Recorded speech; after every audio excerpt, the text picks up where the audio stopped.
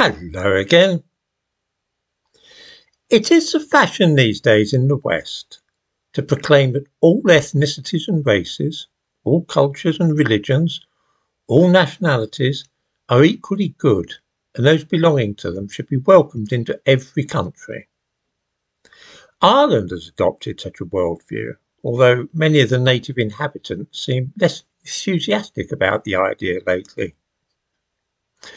The prevailing ideology in the West is that there is no reason at all why white Christians should make better citizens than black Muslims, and that to think otherwise is at best chauvinism, at worst outright racism.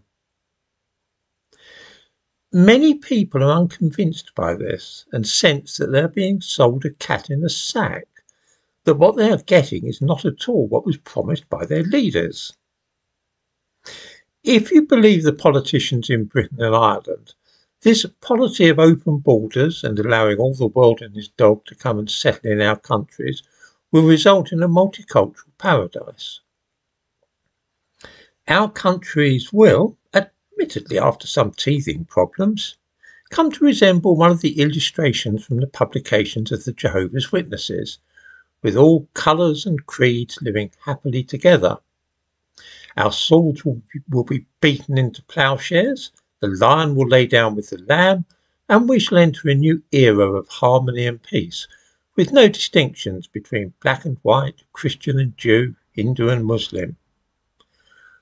We shall all get along famously, and Britain and Ireland will become examples to the world of how all the warring factions and creeds can forget their differences and rub along together like old friends. This at least is a theory, and a very laudable aim it is too.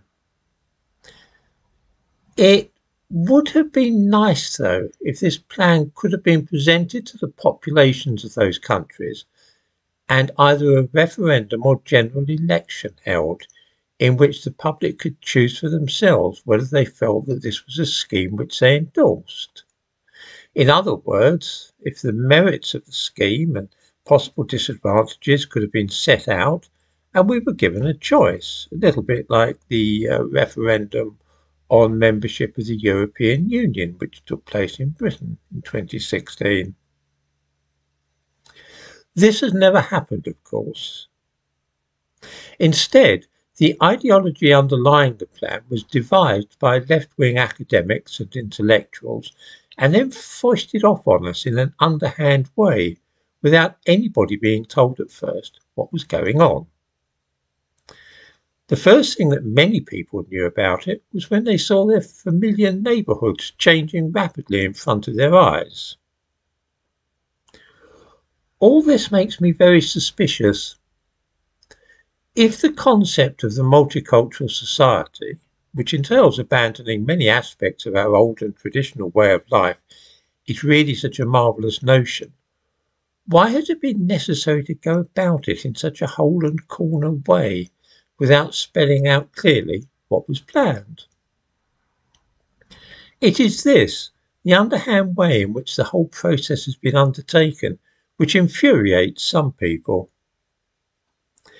The other point which deserves consideration is, of course, that the evidence that mass immigration is really beneficial to the countries which encourage it is, to say the very least of it, sparse and unconvincing. The disadvantages are certainly clear enough, especially to those who live in working class districts, but what do they actually get from it that is better than what they had before? They know that the shortage of affordable accommodation is becoming critical, and they also have a shrewd suspicion as to why that is. Because it looked terrible keeping all those asylum seekers in hotels, very expensive, costing millions of pounds a day, the government promised to move them out of the hotels. This was a publicity stunt, of course. To do so, they commissioned Serco, a government agency, to snap up any privately rented houses and flats in cheap areas, that is to say where working class people live, They wanted it to be in cheap areas because, of course, the whole object of the exercise is to reduce the overall bill. In this way, 16,000 properties have been acquired in poorer parts of large cities like Bradford and London, as well as various other provincial cities and towns.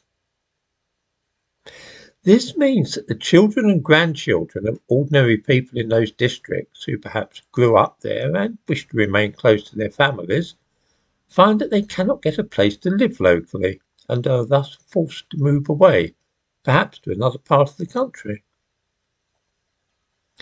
This is grossly unfair and also results in the creation of ghettos. Gradually, some streets become places where the majority of those living are asylum seekers and people whose families do not have any roots in this country. I am quite sure that most viewers will know about this situation, which is seldom mentioned on the news, but rather spoken of in personal conversation between people who are angry at what is going on. How is any of this to their benefit? How does this diversity make their community stronger, as they are led to believe? Some of the things which are touted as benefits of immigration are, of course, the precise and diametric opposite. You will hear middle-class people claim that we should be grateful for all the staff working for the National Health Service who are from other countries. Why, the NHS couldn't manage without them. This is such a barefaced lie that it is surprising that those propagating it do not die of shame. Anybody at all visiting a hospital in Britain's largest cities or towns will soon notice that although it's quite true that most of the staff are immigrants or the children of immigrants, so too are the great majority of the patients. In other words, the hospital appears to be being run by immigrants for the benefit of immigrants. This is a very strange and disconcerting thing to witness. But again, I have not the least doubt that many of those watching this video will have encountered this situation. Again, this is not something which you will read about in your newspaper, see on the news, or hear politicians talking about. In short, mass immigration and the multicultural society are both features of modern Britain and Ireland which have been imposed upon society from above, without either consultation or consent. This alone makes people angry, but it wouldn't be so bad if they could see any actual and tangible benefits, either to them personally or their countries as a whole. Until these can be identified, it is likely that the average citizen will continue to be dubious about the whole project.